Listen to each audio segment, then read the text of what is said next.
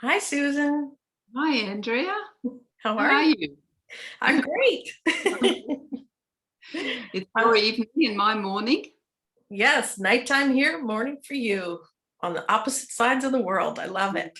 Yeah, and you're in spring and we're in autumn. So Mhm. the seasons are changing.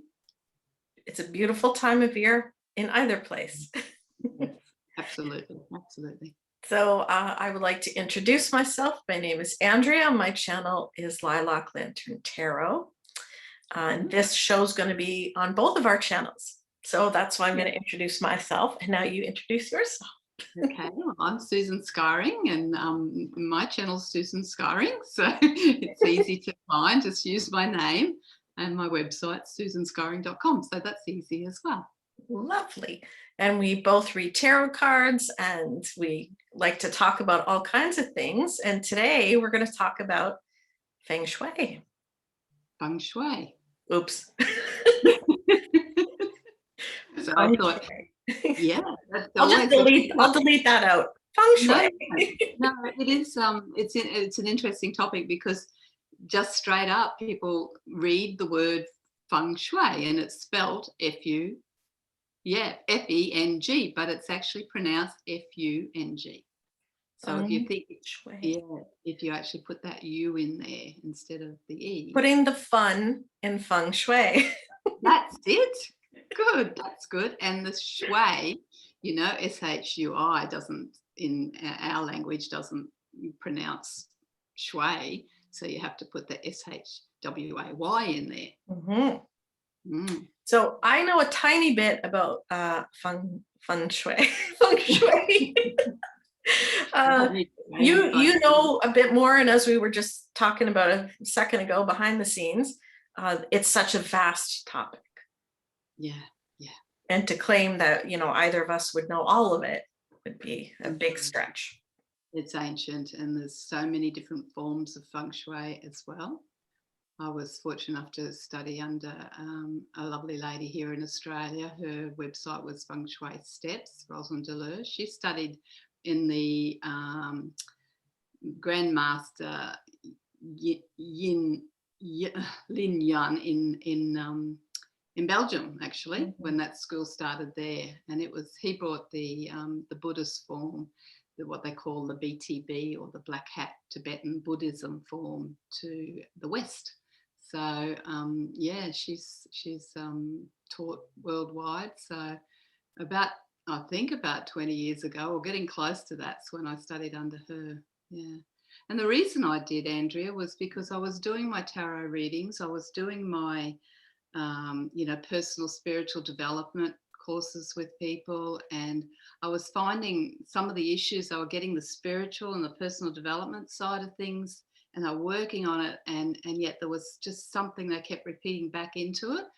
And it was in one of my meditations I asked, I said, what is it that's missing here for these clients that keep coming back with they're doing the work, they're doing the personal, working through their inner stuff, and I got that it was to check their environment, and that started me on the journey of how does the environment that we live in affect us in terms of whether life is flowing for us or not. So it was really, yeah, and then the teacher turned up and the student was ready, and I went off to study it. So, and So, it worked in a well. sentence or two, what exactly is Feng Shui?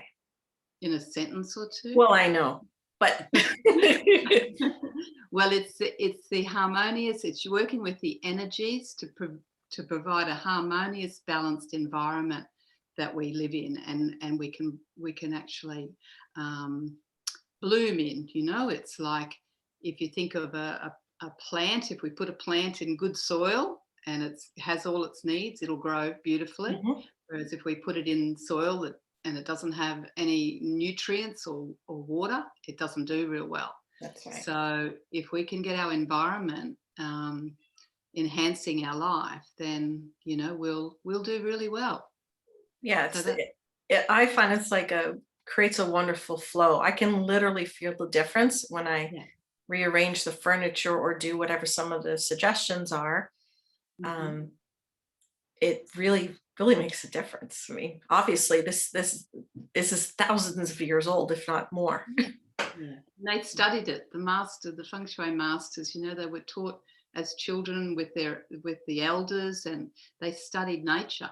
And nature was, the way that it came about is to watch what happens in, if you build your house beside a river, when the floods come, if you, so they were watching what was happening. If you were a little bit higher up but protected with a mountain at your back, you seem to do a lot better. And, they watch the winds and the environment all the time and put that into a process. So it's very ancient. It's very ancient, and yeah, we can't begin to know it all. That's for sure. No. But I've simplified the way that I work with my clients. Simplified it down through using a form of Feng Shui that resonated with me, that made sense. And I've worked with it now for 20 years, and it is working with energy. It's still the same as what we're doing when we're doing our tarot reading. That's right. It's working with energy, and getting the energy right. And you have made a wonderful presentation. Oh, well, that's been around for a while, that one. So I used it off to you, but we'll work through that. That's probably a good point. You'll just put that up on the screen. Yeah, and I can pull that up now. Yeah. And we'll get to learning. Okay. Well, that's just my website. So the Feng Shui readings is just about reading people's homes, that's what that was started with. And I'll put the Feng Shui. And that's your website if people want to go there, check you out. Yeah, that's susanskyring.com. Yeah. Okay, so with Feng Shui, we're looking always at what's the first impression you get when you go to someone's house, when you walk in the door, and your body will be starting to read that energy. So it's really important to get the first impression as good as you can, just like when you're going to a job interview, what's your first impression, that you want to look the best and present the best. So if you can do that with your home. So I know that when I go to someone's place now, I'm that tuned in. I know everything about the person as I walk into the house, because this is how we read the home, and because the home represents who we are. It's like our inner and our outer world are matching up. So get your appearance as best you can, working with the environment that you have. And people often think it's only about the house. It's also about the land. The land is actually, I got to spend some time with Indigenous people on their land here in Australia, and they they know that the land is the boss. If we don't have the land right for us, well, that's that's our stability. That's what gives us everything. So when I do a consultation for people, the land is the foundation. So if you have a home block that is has a weak back, let's say, it drops off, and it's quite the person might feel vulnerable because they're sitting on a block of land that doesn't have anything supporting them. Like when we sit in a chair, we can lean back into a chair and rest. When if we're sitting on the edge of a chair, we can get tired. So that the land and how the house is built on the land can also have an effect on how we feel. So, and then it comes to the home. The home is then like our body on the land. The home is us. It's who we are. So yeah, Andrea, you asking any questions? No, you're just going to let me go here. Yeah, I'll let you run through you're setting us up, right? Pardon? You're setting us up to understand. Yeah, and looking through the inner eye just means you're starting to sense, using your intuition rather than just what because quite often we live in a space where we don't even see what's around us anymore. We can walk into our home and it has a subtle influence on us, but we're not actually in this present inner state looking at what's around us and how it could be affecting us. So it's important to start to, when you come into your home or your room or your space that you're in, just to ask yourself, If this was the first time I was here, how would I feel? I'm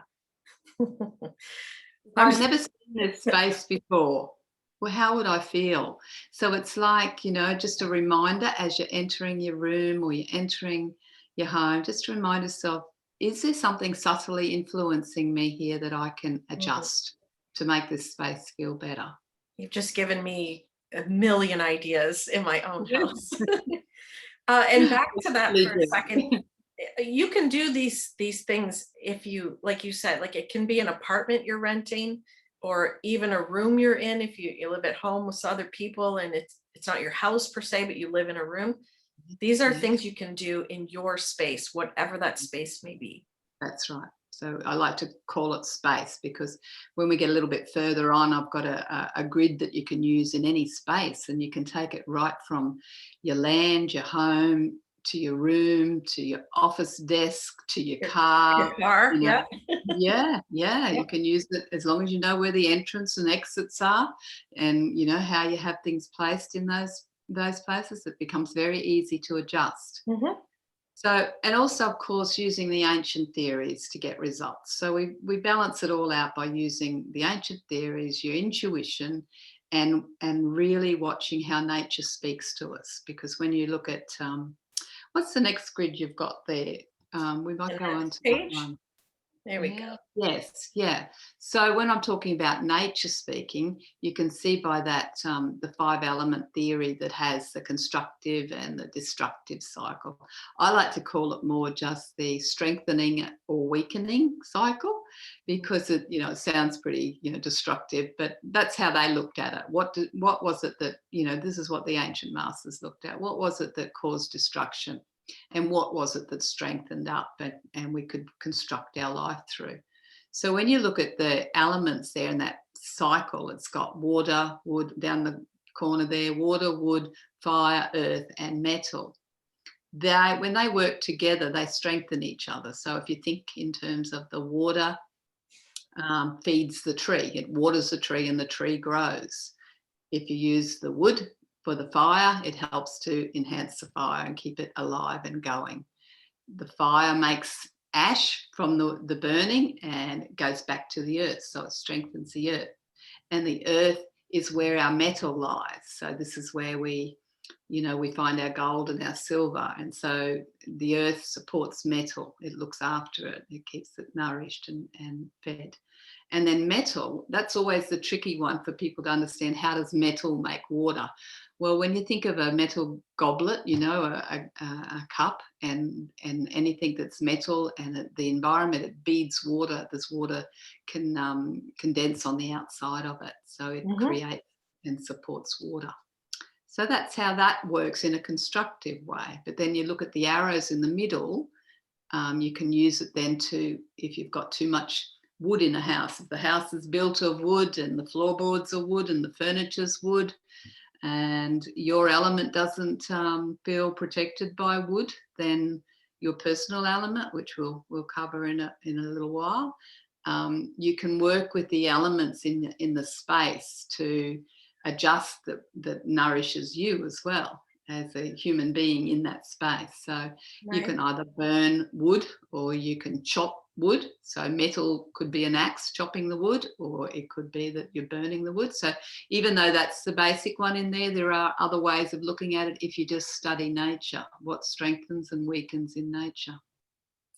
This grid you have on the right, is that something, so you say your entrance will fall in one of these 3 areas in the first row. Is like, so you would hold this sheet in front of your home or your bedroom or whatever it is, and where the door is lands in one of those boxes. That's right, yeah. So this is basically simplifying it, demystifying the Baker grid that has been used. And you'll see, the 8-sided Baker grid in a lot of the other schools and the forms, but this has brought it down to something that's not going to confuse. But remember that the traditional or classical feng shui will have a different way of working with the compass.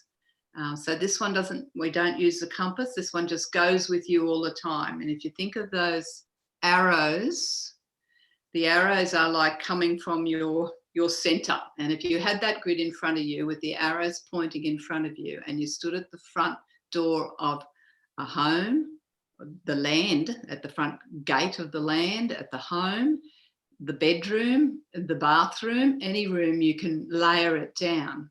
But of course, like I said at the beginning, the land holds the most strength.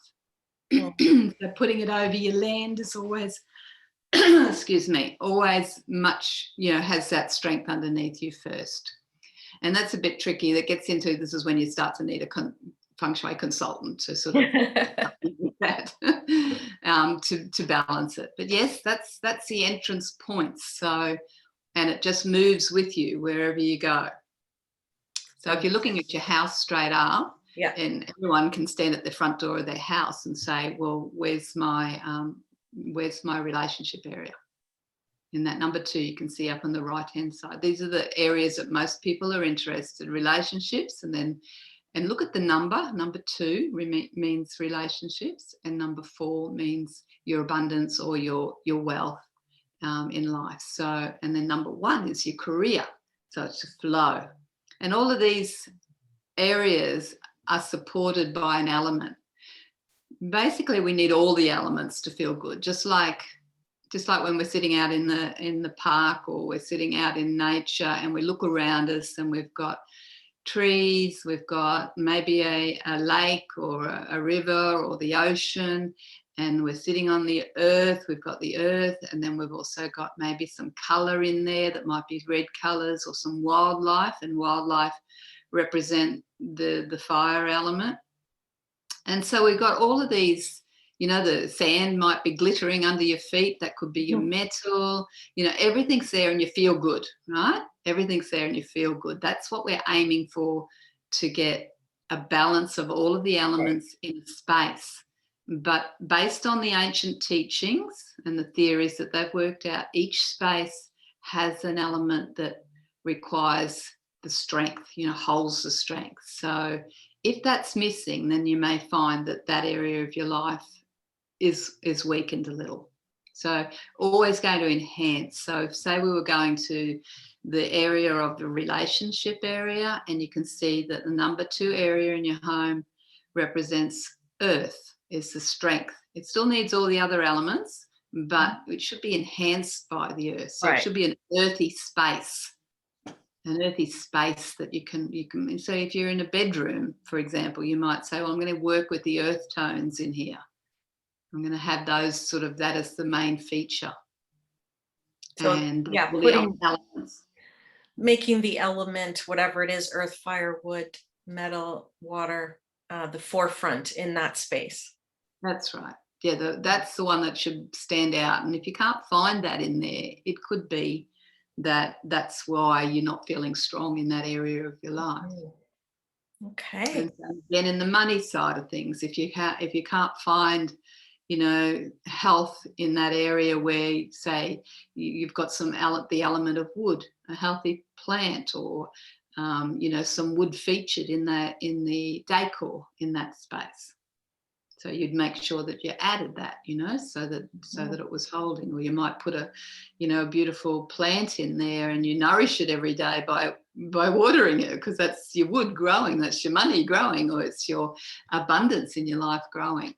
So you use intention as well. So that's like the law of attraction. You work with that as well to attract and strengthen those areas.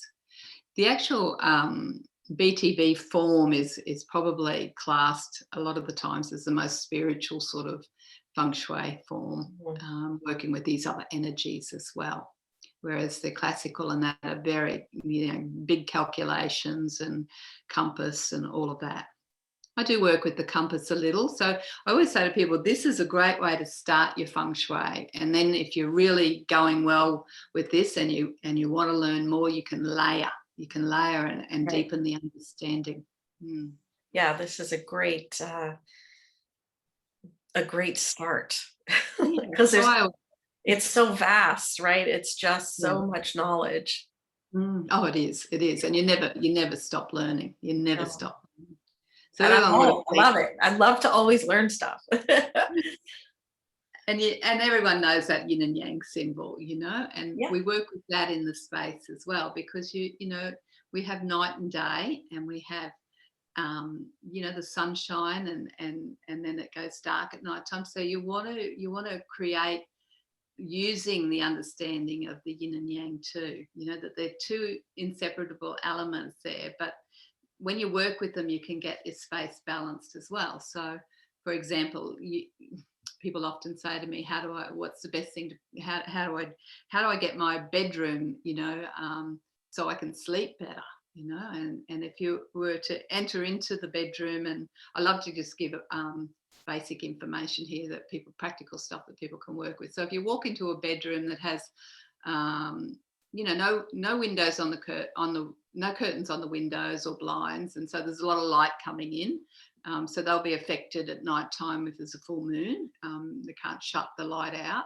They also might have that's day energy coming into yin space, which is where you need the yin as the subtle, gentle. You can see it's female, dark, moon, night. So we want that energy to sleep properly. People sometimes put lots of mirrors in their bedroom, and we won't talk about ones when they put them on their ceiling. That's really going to affect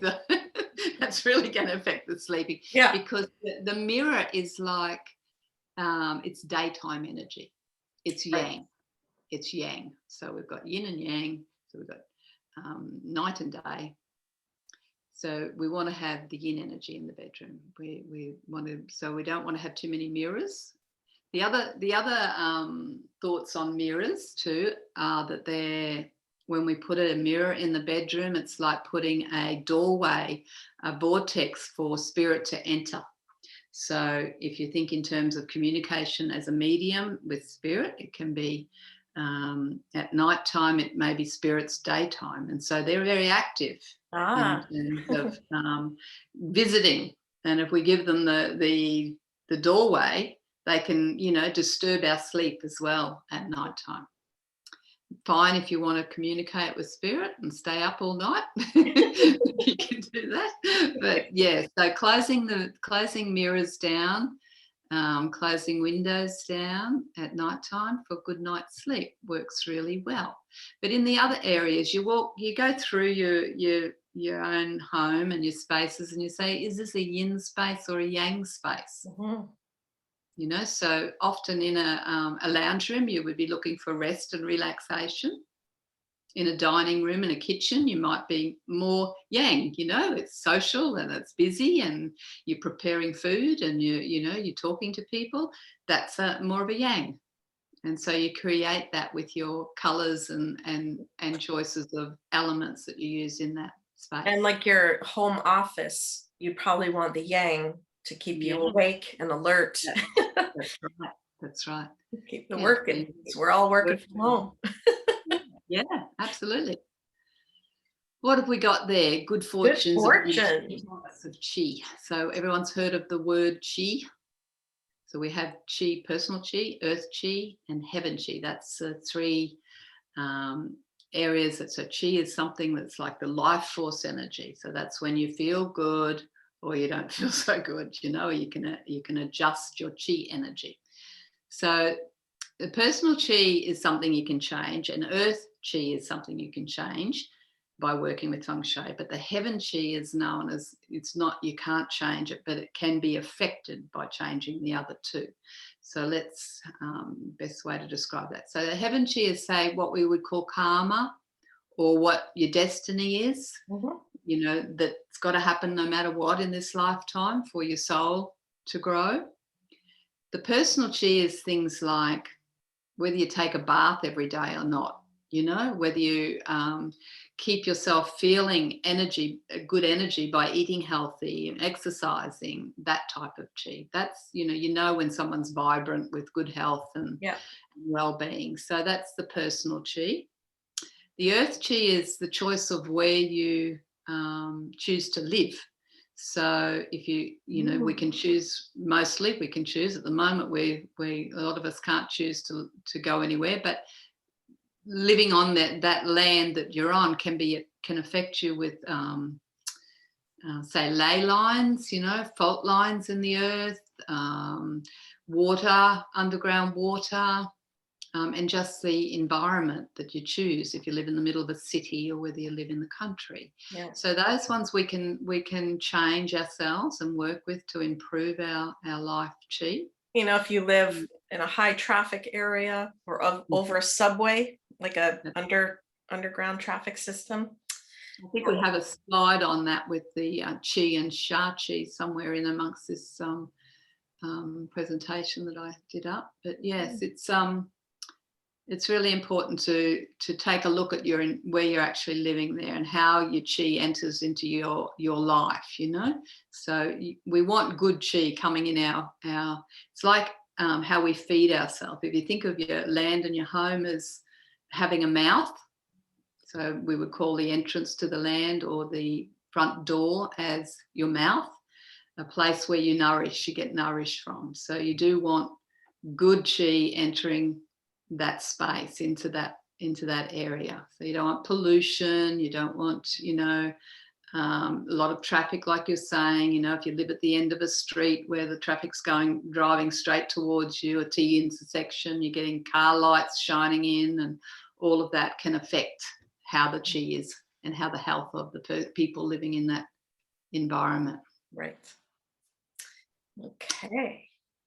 I thought that was in there. So when we talk about chi, good chi meanders, sha chi speeds. It's just simplifying it. So when you look at that, you can see that the top one, the chi, is just nice and meandering, and it's like when you're walking out on a path, and it's not just a straight hard line, it's a meandering path. You always feel more at ease in this, and it's not and that's how you want to feel when you're walking through your home and your space, that you're not running into anything, that there's nothing that catches on you.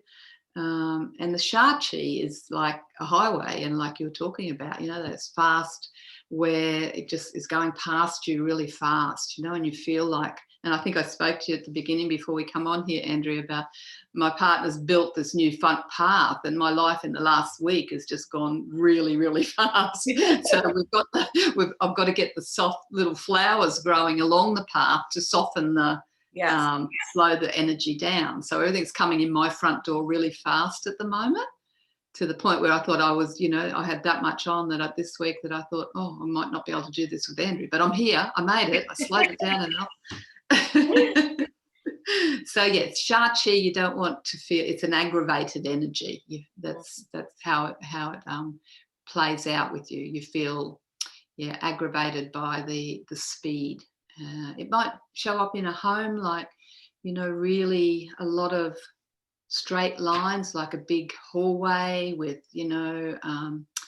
lines going through and making the house feel out of balance. So you might need a nice soft round mat placed in the middle of the hallway to slow it down. Or you might put if it's a wide hallway, you could put, a little piece of furniture with a curve on it, nice. Just to slow the energy down. Or you might put some mirrors especially in a spot where a consultant tells you the right place, because mirrors can cause all sorts of havoc in homes. But sometimes a mirror will open up and widen a hallway that's too narrow and too fast. So you can open a space up using mirrors as well, giving depth. And so that's poison arrow, that poison arrow at the bottom. You want to know about poison arrows? Yeah, that looks tricky. What I've discovered over the years of doing this, that poison arrows can cause a lot of pain in people's body. It's a subtle influence again, where we have something that's pointing at us all the time. And it might be, say, the ones that I have picked up most for people is when I've walked into a bedroom and I've spotted a poison arrow pointing in the direction of the way the person sleeps on the bed, and I can walk up to them and touch them on their shoulder or their hip and say, "Do you have pain here?" And they'll go, "How did you know that?" And then I'll show them how the point is pointing directly at that area when they're resting. So it might be a corner of a cupboard or a bedside cabinet sitting there with a sharp point, and when they're laying there roll on their side, that point, that energy comes off that point and is directed. So it's like, can you imagine if you had someone holding their finger up pointing at you for a long period of time? You would feel uncomfortable. Yeah. Okay? So it's like that. If you think of it like that, that everything has energy. Everything, even our cupboards and everything in our room has energy. So over a long period of time, of course, it's not going to affect us if we're staying in a, accommodation and, just overnight and we're not there for very long. But if it's a long period of time, it can actually start to influence the body. So yeah, that's why we talk about poison arrows. If there's something that's right in front of your front door, let's say a telephone pole or electric light poles outside, signage at the front of your home that's pointing directly to your mouth, it'd be like slowing down or splitting the energy that's entering into your space. So it might be like if you had held something over your mouth, you wouldn't be able to be nourished as fully. So it's it's very complex. It's very complex, but energetically, it has subtle influences from the unseen world. It's not the seen, but we can, when we look deeper and we use that in a sight, in a vision, we can see it and we can question, is that having an effect on? And then if we can change it. I'm going to move my bed because I think there's a corner and it's bugging my hip. Okay. When you said that, I'm like, that's exactly where the corner of that wall points right to the bed. Yes. Okay. There's your evidence. Yeah. So I'm gonna move the bed. Give it a little bit, or find a way to. So it's what did you say? It was a corner of a cupboard. It's where the wall comes out for the closet, so it juts into the room, and the edge of it points right to the bed. Right. So the only other thing, if you can't move your bed, what I've used is sort of something that's spirally that hangs from the ceiling and breaks that corner. So if there's, if it works with your decor and it's pleasing to you, because it's always got to be pleasing, not aggravating. So you work with anything. So you can sometimes, use some sort of decorative to cut that. That point, that sharp point, make it soft. Awesome. Wow. Got some stuff to do. That's a good tip. Yes. Oh boy. The number one for me is the first one on your list here. Absolutely. And, we've sort of gone a bit back to front here, but this is what you always look at this is the first part. You always start with Feng Shui before you start moving furniture or you start doing anything else. It's clutter. Clutter is what slows energy down. And stagnates in those spaces. So especially, you're coming into spring, so there is that spring clearing sort of time. And even for us here, I always encourage people to do because they're going into winter. So it's also a good time to sort of, because we have, the changing of the season. It's always good to change your clothing, change your cupboards, go through and declutter anything that you haven't used since last season. Because it weighs you down, the energy. It bounces off all that clutter in your house and it affects you. It really does. Absolutely. Yeah. So decluttering, a lot of people don't even know how to start because it gets, overwhelming. It's like, it's too much, so I can't do anything. Last week I wrote, I think it was last week in my weekly forecast, I give a Feng Shui tip. And I think it was last week where I said, get somebody that that loves doing this sort of stuff, and decide to take one thing away out of your space each day, and each day do it for a ritual of a week together, and get into the habit of, sometimes we have like a tube of half empty makeup in our drawer, or a toothpaste tube that we didn't like that one very much, so we bought a new one and it's just sitting there, and pick it up if you haven't used it and you're not going to use it. remove it, give it away, and this is on all levels. So if you practice just taking out as you go, it's going to be a lot easier. But if you're overwhelmed and you've got too much, then come back to, let's just start one thing at a time. One thing, one space at a time. One space, one cupboard. And then you start to feel that energy starts to, lighten you up, and you feel a whole lot better, And like if you have a couple of old sweaters or shoes, if you want to take them to charity, donate them, you just take one sweater, just take one pair of shoes. Put it in a bag, and then put it at your doorway, so that when you're leaving, you pick it up or put it in your car, whatever you can do. Or if there's people that come around, charity people come and pick stuff up, sometimes you can say, well, I'm putting this out, if you're welcome to it. When you start to get into the bigger stuff, that can happen as well, because there's plenty of people that will need what you don't need. That's too. right. So you always ask yourself, do I need it? Will I miss it? Can I give it away? Can I recycle it? Will someone else get joy from this? That's right. It's just sitting in your basement or in a closet and you never use it. Someone else can use it. That's right. And we're also helping the planet too now. It's really big to keep that in mind, that, the more we recycle, the less it has to be produced, and way heavy on the earth. So taking care of the earth in around all of this as well is really good.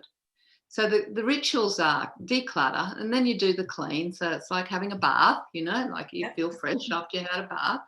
And then you work with purifying. So, for some people, purifying their body, they might like to just put some essential oils, dab essential oils, and you're feeling fresh and enlivened. It's the same with the purifying. So there's different ways with all the different Feng Shui skills on different ways of purifying. I just like to use a sage smudge stick and go through the home and open all the windows up and sage. So I use the smudging.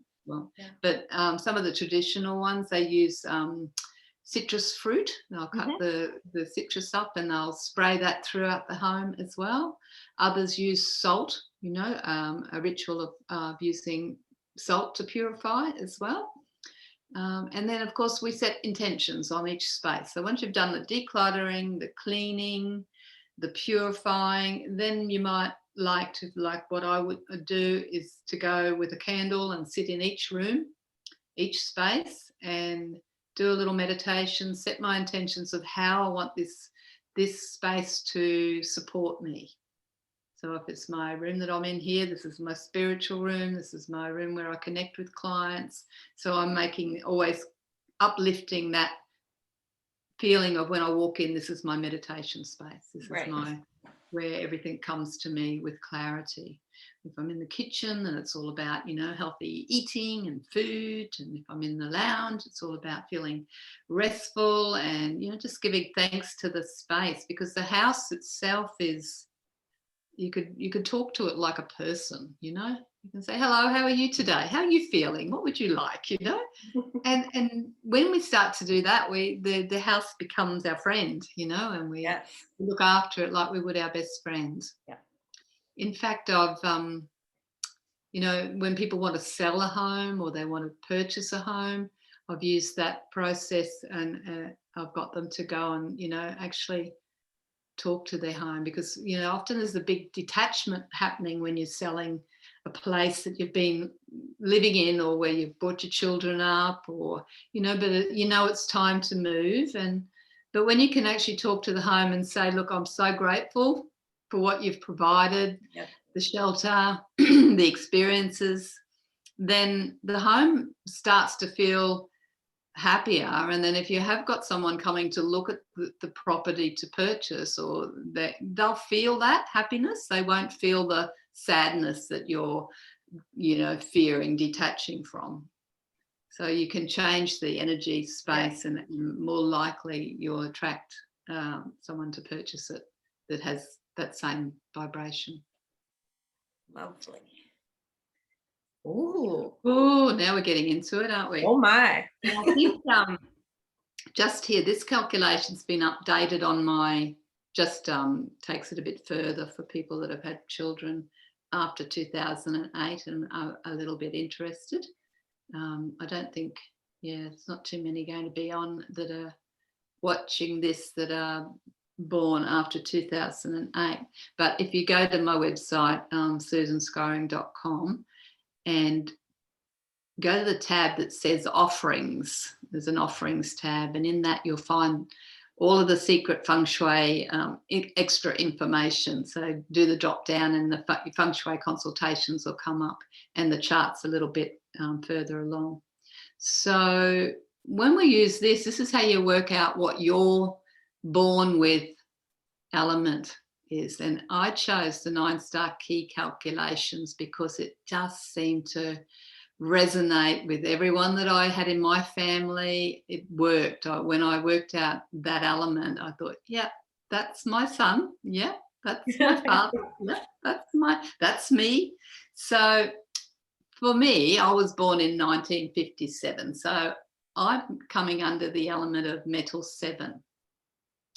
So metal 7 is, and you'll see there's a metal 6 there as well.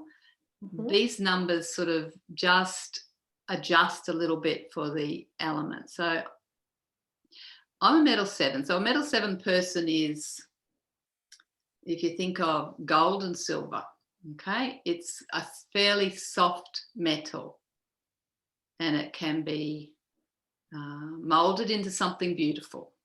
Okay, so I can be molded into something beautiful. And I love the element of metal in my life. So I like lots of white things. I like shiny. I like bling. And I absolutely love earth. And earth is what supports me. So I love the earthy colours as well. And I'm drawn to that because where do I come from if I'm a metal? If I'm a piece of gold or a bit of silver, I come out of the earth. So, I'm happy to spend time out in the desert. Digging in the garden, all of these things really resonate with me, and I feel natural in that state as my metal on the earth. So earth is the one that supports me, but there's a metal 6 in there as well. And so anyone born in those dates, so maybe 1958, but remember we're working these calculations out based on what's written at the top there. So if you were born between the 1st of January and 3rd of February, you have to jump back a year for find your natural. Okay, so jump back a year. All right, so that way you're symbolically working with the Chinese New Year as well, because their New Year begins on the 4th of January. Okay, so that's how that is up there. So if your birthday falls in that time, 1st of January to the 3rd of February, you have to change it. Consider yourself born the year before. Okay, so say you were born in 1958 and you were born between the 1st of January and the 3rd of February, you would go back to 1957. You'd be a metal 7. So let's talk about metal 6. It's the harder of the metals. So this is your iron ore. This is your, when you think of an axe head or a pot billy stove, that real hard metal. So that's the element. These people are, and it could be like a sword, something like that. These people are very sharp people. They're switched on, and they've got lots of intelligence, and they can be blunt as well. They can be just straight shooters, just this is what they think, say. They're not that softer version of, thinking before they speak. They often just go straight into it, but they're very intelligent and they're to the point and they get a lot done. Action, like the sword in the tarot, they're the action ones. So that's that character. Now, Andrea, are we going to reveal your element here, or are you going to keep it to yourself? I am an Earth 5. You're an Earth 5, so you're very grounded. This is somebody who's really grounded with the earth, probably loves earth as well, very connected to her. Hence the fundraising that we did last week. Wanting to look after Mother Earth. So you might sometimes feel a bit, when you get to the point where there's too much happening, you might feel drained, you know. So say if there was a lot of emotion around you, a lot of emotional people around you, and that usually happens when we're with our family or something like that, you could feel a bit weakened. Interesting, because there's been some stuff going on in the last few months, well, weeks to months, and I've been feeling drained. Yeah, yeah. But I'm, starting to come out of it. But that's And also, I was what? thinking that was part of being an empath as well. But Yeah, there's all of that. But I'm going to say something to you now that's interesting, because what does Earth need? When we looked at that calculation before, what does Earth need to strengthen? What come fire, before the fire? And look at you, you've got a red shirt on. red earrings. Red earrings. So Well, you're and today's the day where I kind of pushed out of it. So I wonder if I just subconsciously knew to pick the red. That's right. And a lot of it is, it's just your intuition guides you to what do I need. Awesome. And so the red jacket comes out, or the red, it comes out of the wardrobe. When you're intuitive and empathic, as you say, you will know. You'll naturally flow. And I guess this is why I love this chart, because this theory, because it so resonated with everybody and everyone I thought of, and how. And so before I do a consultation, I always get people's dates of birth, and so I can have a bit of an idea how to support them in their home when it comes to doing the feng shui. So what would be the difference between an Earth 2, an Earth 5, and an Earth 8? They're only subtle. Some are mountains, some are grains of sand, some are some are I see. boulders. So you've got, there's just a yin and a yang in that as well. So there's this, so there's an active and there's a static as well. So there's so many theories that you've got to. This is the basic stuff that you can say, okay, so I'm, you can look at it and say I'm Earth. What does Earth need? Needs fire. If we come into the wood element, there's a little tiny little cactus plant to the big old oak with lots of branches. So the wood 4 will be one that's got so many ideas and growing and ancient and has a lot of wisdom, but has a lot of things on the go as well. That would be the nature of a wood 4 tree person. And then there's the water people.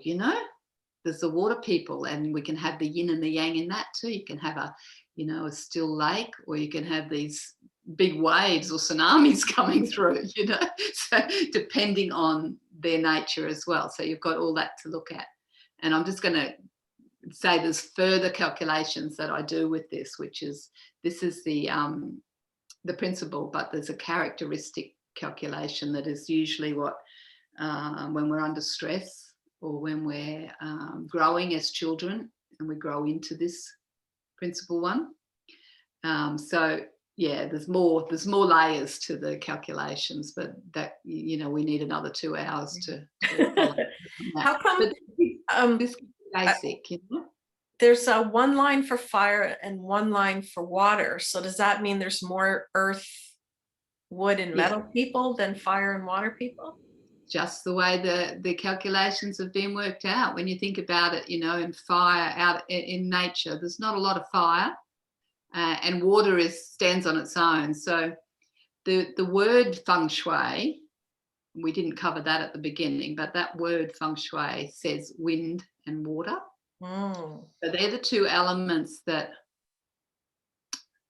we absolutely need. Wind is the air that we breathe, and water is what we drink. So if we don't have those, we don't survive. So they're the 2 elements that are the most powerful. Then when it comes to fire was known by the ancient masters as the most destructive element, or the most powerful element. So you could have, a bushfire going through and devastate everything. But then in recent times, it's been questioned that, because the metal 6, the hard metal, can contain a fire. So the theory now is which is the stronger, which is the most powerful. Yeah. So we look at them both as like fire can be as subtle as a little candle burning or as destructive as a bushfire, So yeah. So that's why there's only the one of those two there, if that makes sense. Yeah. Love it. Love your chart so everyone can see their year. Yeah, yeah. Figure And like I said, there's a more updated one on my website if they want to pop over there to see. Okay. Yeah. Oh, I did put the character ones in. Oh, there you go. You got my special secretive ways of calculating. So this is, so once you've worked out your elements, so you're a 5 and I'm a 7. So you go across with your dates of birth. So I was born in December. December, January 1. So I go across under my chart 7 and I'm another 7 in that chart. So what that says is when I was growing up, I was a 7 as a child. And once I reached the year of 18, I was still a 7. For many people, it changes. So which one are you in? We'll see what we're dealing with here with you. I'm a 4. You're a 4. So you're a wood when you're growing up. So heaps of ideas, really switched on, wanting to, strong soul there, old soul coming through, very old soul. And then once you reached adulthood, you become more grounded. Okay.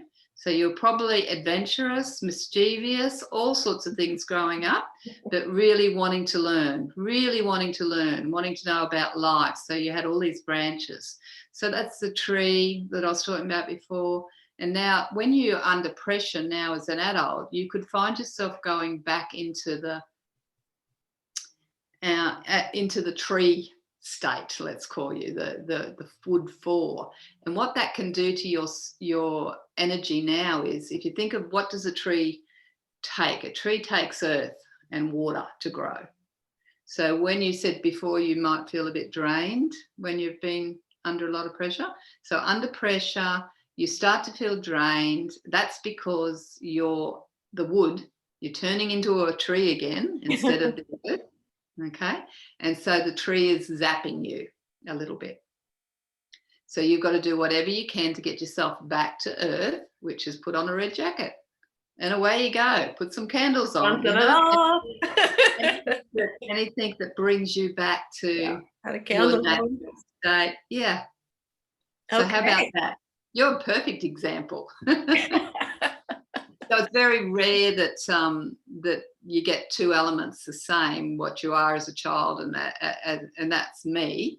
And so what you get is what you get. This is me, so how you find me today, it doesn't mean that I don't get under pressure. I certainly do, whatever the pressure is, but my nature doesn't change. Right. So if I'm like this today, I'll be like that tomorrow, with people that I interact with. So so that's it. But being a metal, I definitely need to go and sit on the earth every now and then to strengthen myself up if I've been under a lot of pressure.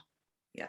Or I've had a lot of say water people around me, or a lot of wood people around me, because my metal can get weakened by the axes and the water rusts metal, and wood's like hard work for metal. So you look at it that way, and how you interact with your family members, and then you can really support each other, because you can give each other what that element is that they need. What they need. Awesome.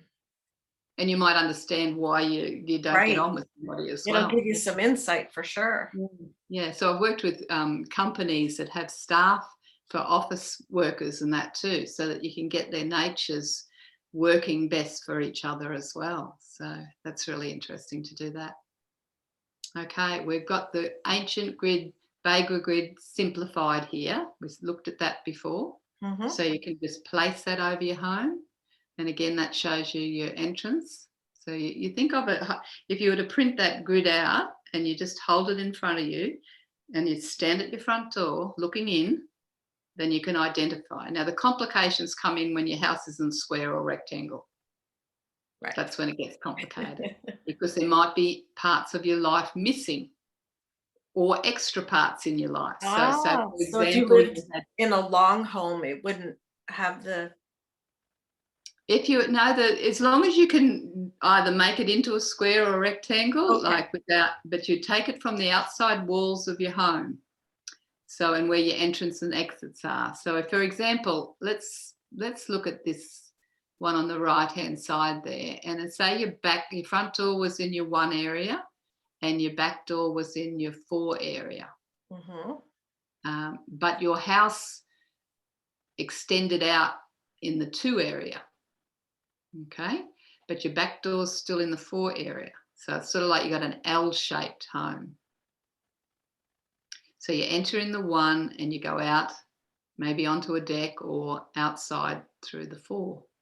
And then you can look over and see that you've got another section extended out on that corner. So that would be like having, you've got to work out, is it a piece missing out of your life? Or is it an additive to your life? So for me, if the door was in the 4 area, facing outward, then you've got an extension in your 2. So it'd be like a +2 and maybe a +9. So you might have fantastic relationships, you've got extra in that area, and your fame and recognition, or your confidence, I like to call number 9 your confidence area, is also good. Okay, so you've got extras.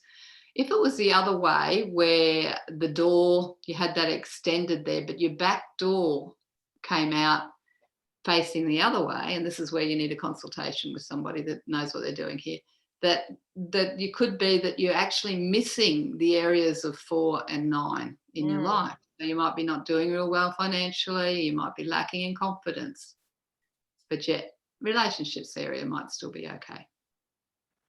So yeah, it's very complicated when it starts, when you've got extra in the plan, or there's bits missing here and there. You have to work that out based on how things are for you in your life, based on what's showing up, what you know.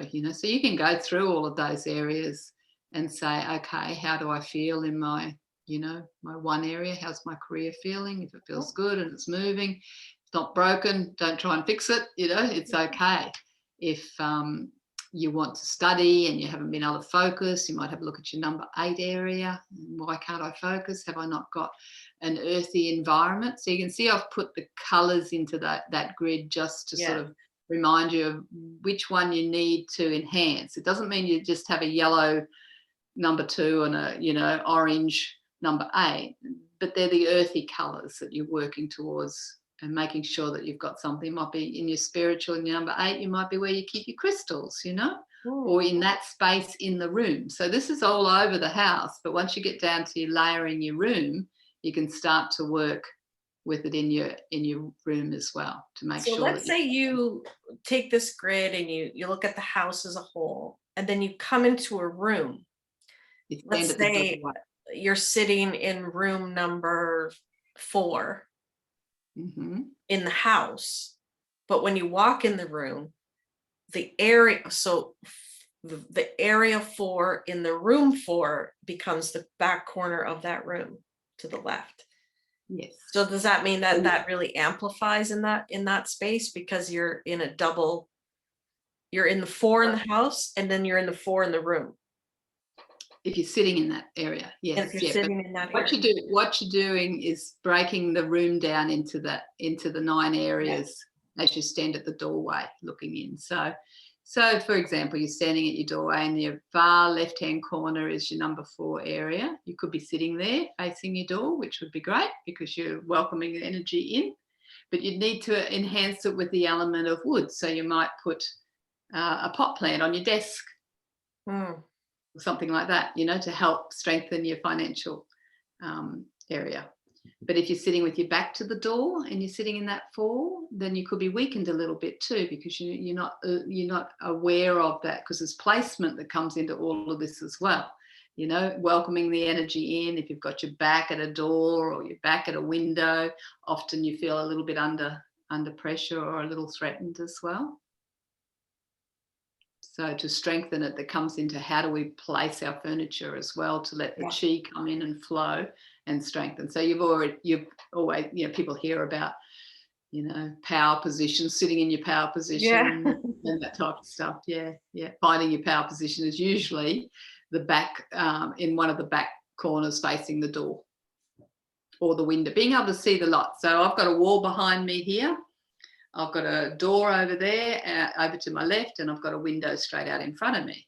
So I can see anybody walking past that window. I can see energy coming in that front door. So I'm always in I've got a solid back, and it's keeping me feeling strong. It's like that mountain at your back, if you can get the mountain at your back. Yeah. Nice.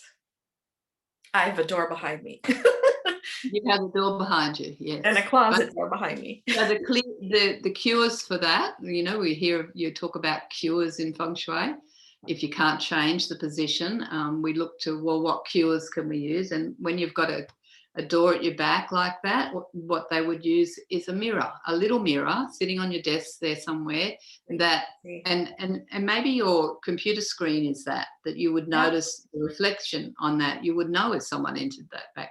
So that's your cure. It's never as strong as not having it there at all, but it's like a vitamin. It helps you out, but it's not as good as the healthy food, if you know what I mean. Yeah, that's cute. A Feng Shui vitamin. Yes, Feng Shui vitamin. Okay. Read your own home. Yeah, so this was just part of that presentation that I did. So just a different way of looking at your bagel grid, and you'll see all sorts of different ones when you're reading all the different books. But that was one that you could just look at those areas that might be a little bit more in depth than what I had on the other one. Mm-hmm. So just looking at it as in a little bit different way. Like I said, the fame and reputation one, often you see it as fame and fortune. I always say I like to add confidence into that one too, because I know when I've been in houses where there's a lot of plumbing, water, bathrooms, often bathrooms are in that area on a house plan, and lots of water in the fire area. So, and people are often not real strong in their own personal confidence. So we can enhance that by bringing in those, fire colours and slowing down the drain effect. So anything that's going to, you've got bathroom or toilet in that area, lids down, pebbles over drains, bath mat over the drain, and uplift with the element of fire to strengthen and bubble away any of the water that's pulling in that area. So that was just to have a look at a different way of looking at it.